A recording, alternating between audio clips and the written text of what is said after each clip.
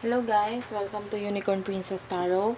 So this is my reading for Scorpio dealing with Aries. So ito, gagawin ko to kasi Scorpio season na po. So start na natin ang Scorpio dealing with other signs. So the first sign is Aries.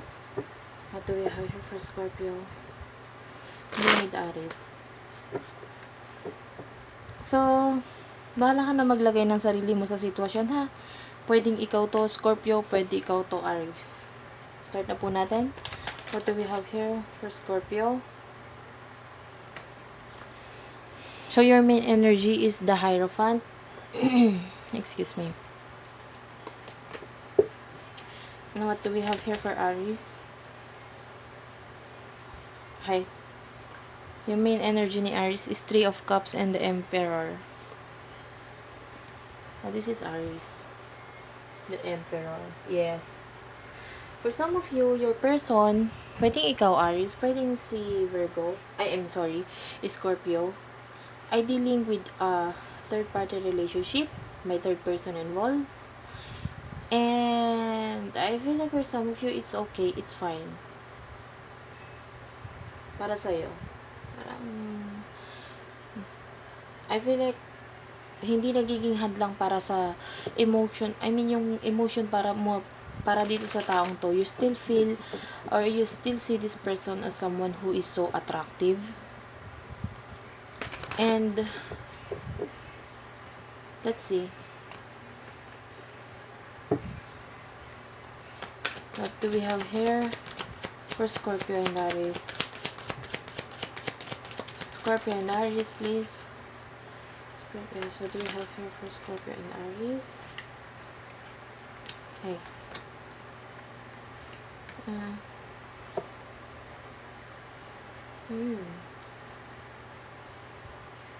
Ayan o. Let's see Kuha muna ako ng cards pa. More cards bago natin simulan.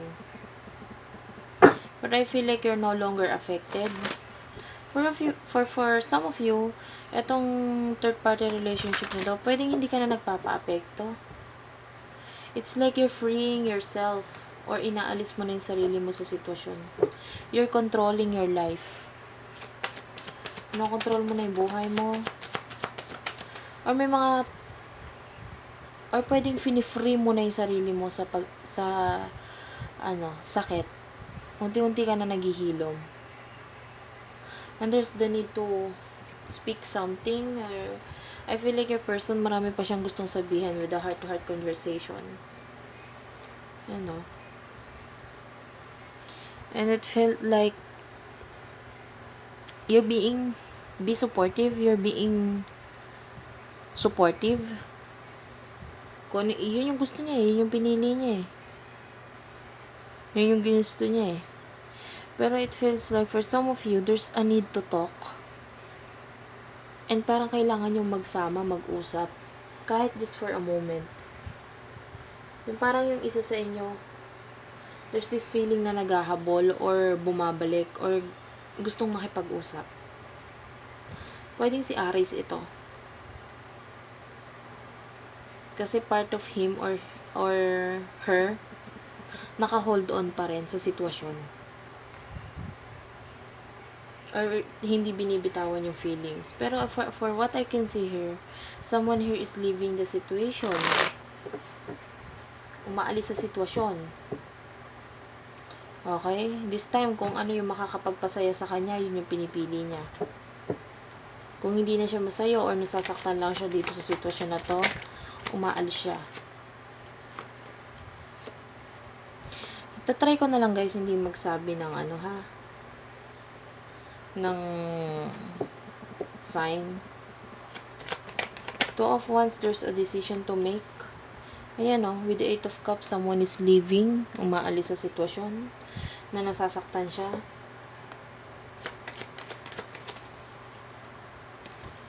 Pero yung person mo, ayaw ka talagang pakawalan, or there's this part of him or her na hindi pa rin nakaka-move on, or hindi ka maialis.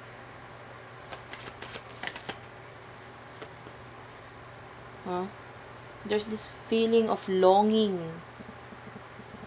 I feel like this is your person. Iniisip ka pa rin niya hanggang ngayon hindi siya makamove on. This could be your ex and matagal na itong paghihiwalay or pag-aalis nyo na ito. Pwedeng umiwas ka or umalis ka. And then now, hilom na yung puso mo, yung sakit mo. You're already happy. Pero yung person mo, for what I can see here, hindi. There are times na iisip ka pa rin niya, gusto niyang balikan. Kahit may kasama na siyang ibang tao ngayon, or ibang karelasyon ngayon, for what I can see here is that nasasaktan pa rin siya. Oh, feeling heartbroken. Etong si person mo. Pwedeng si Aries ito.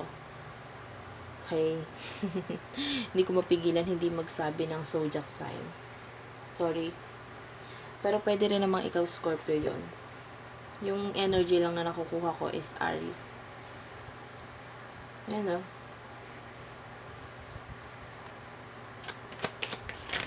What do we have here for Scorpio and Aries? Okay.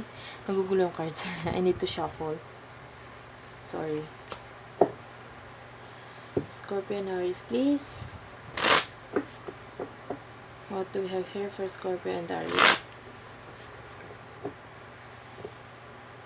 Paalala lang, this is general love reading. Kunin mo lang kung ano yung makaka-resonate sa'yo, ha?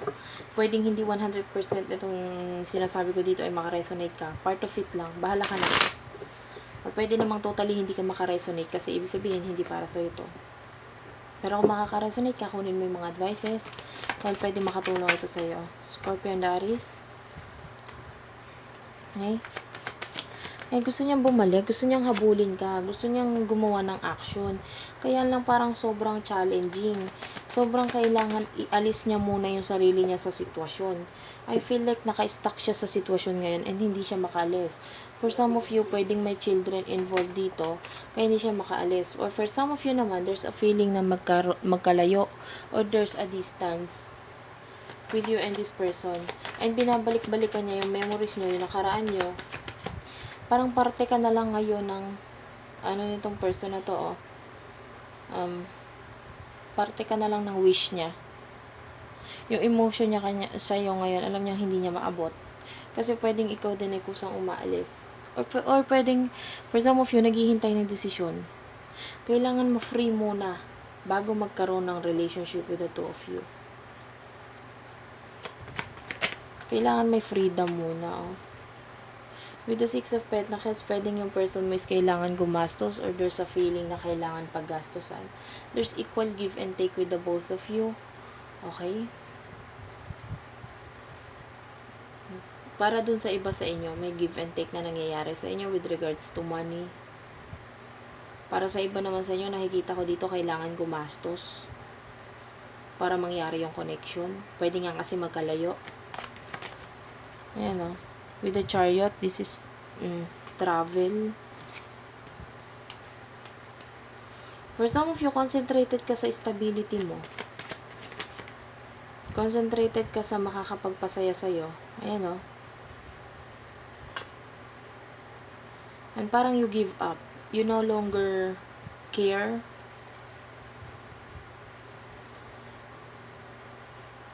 Pero yung person mo, I feel like hindi siya makaalis. Or gusto niya ring alisin, kaya lang masyadong mabigat. Okay? Masyadong mabigat yung dala niya ngayon. Yung emotion niya sa'yo, fully. For some of you, this is a soulmate connection. May soulmate connection sa inyong dalawa. Kaya, although masaya ka, in your mind, naiisip-isip mo pa rin tong taong to. Pwedeng full pa yung pagmamahal mo sa kanya. And, for some of you, wala lang, choice mo to. Choice mong tumingin sa realidad. Choice mong piliin. Yun dapat mong piliin.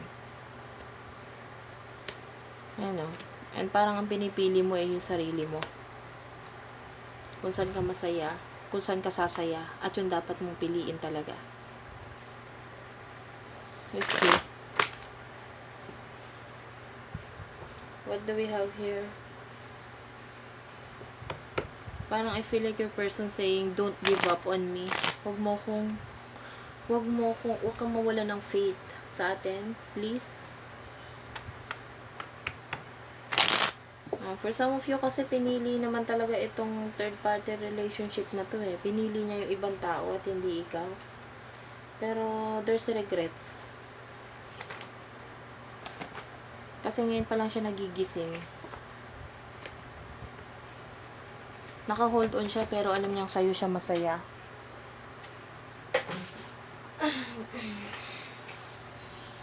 With the lovers, let's see. Kukuha muna ako ng more cards ha. For Scorpio and Aries, please.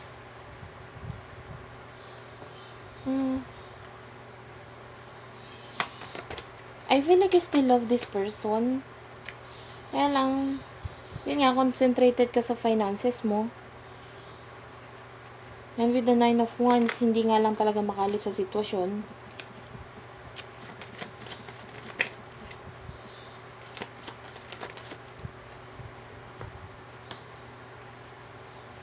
Although natapos yung lahat sa inyo nitong person mo na to,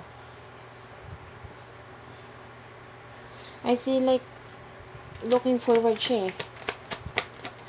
Looking forward siya na mag-travel para makita ka, makausap. For some of you, connected ka dito sa person mo through chat. May connection naman kayo. Ayan o. Sa'yo siya masaya eh. Pwedeng already committed lang siya. Pwedeng for some of you, already married, itong person mo. Pero sa'yo siya masaya. Gusto niya ng relationship sa'yo. For some of you, you're already stable.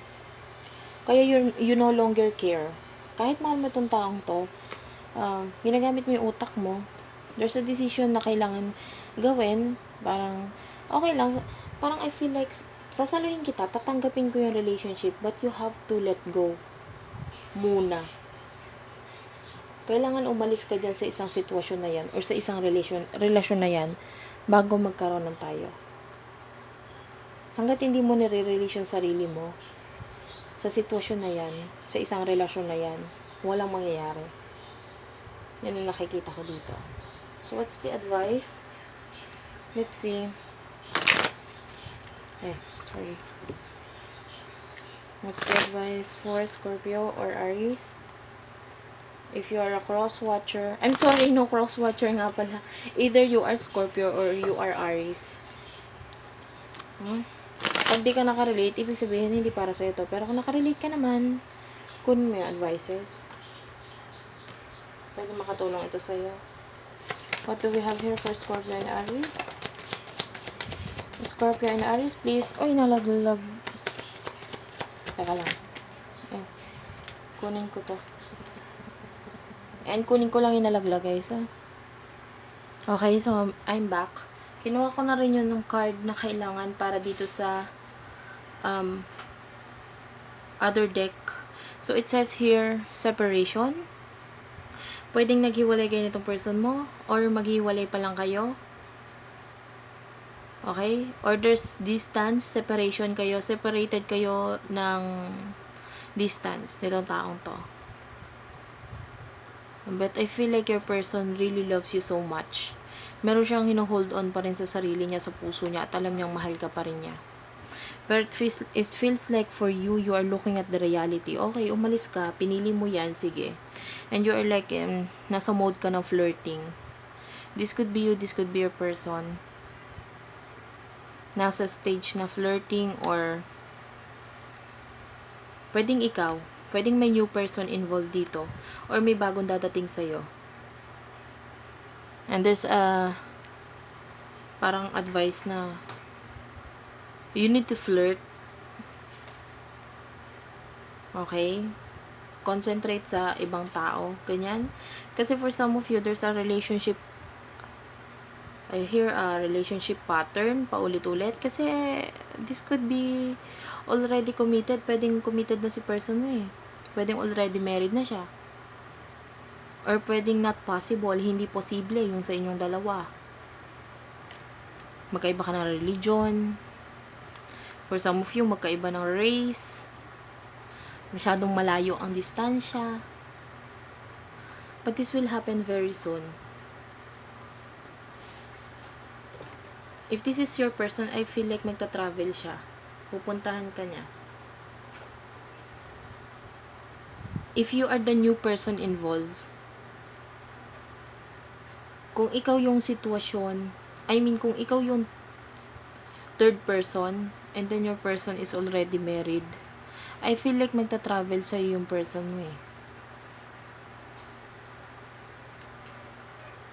It feels like ikaw yung pipiliin niya. For some of you, kung kakatapos lang ng relasyon nyo nitong person na to, I see there's a new person na dadating. And the advice is to rest and relax. Ayusin mo yung sarili mo. It feels like you need to relax and pray. Okay? Huwag kang isip ng isip. Okay? Yun na sinasabi dyan. Mag-relax ka lang. Magpaganda ka. Kasi kung dadating itong taong to, either yung bagong tao or itong si Aries or si Scorpio ang hinihintay mo, I feel like ayusin mo ang sarili mo para dadating siyang okay ka. Maganda ka, pogi ka, maayos ka. This is new love. Oo. And I can feel like this is a forever love. Not literally forever, but the emotion is forever. Yun yung feeling na nararamdaman ko dito. For some of you, pwedeng yung new person na to, siya na yung forever mo. For some of you naman, I feel like kung natapos na yung sitwasyon nyo dito sa taong to, you are already committed. You are already concentrated with the new love. Pwedeng sa work mo nakilala itong new person na ito. Pwedeng sa work. And there's spiritual growth. Parang mag-hire yung deeper na, mag-hire yung spiritual knowledge mo, yung intuition mo. Pakinggan mo lahat yan. Kung ano yung mga sinasabi sa'yo na spiritual guidance mo, pakinggan mo yan. You are limitless. If you are in pain right now, I feel like very soon makakayanan mo lahat ng yan. Magiging okay ka rin. Mas marami ka pang may improve sa sarili mo. Mas marami pang magagawa ka. You're looking so beautiful here. Wait lang guys. So ayun lang guys. Thank you for watching Scorpio and Aries. And I hope naka-resonate kayo. And please do like and subscribe to our channel, Unicorn Princess Tarot. And maraming salamat po.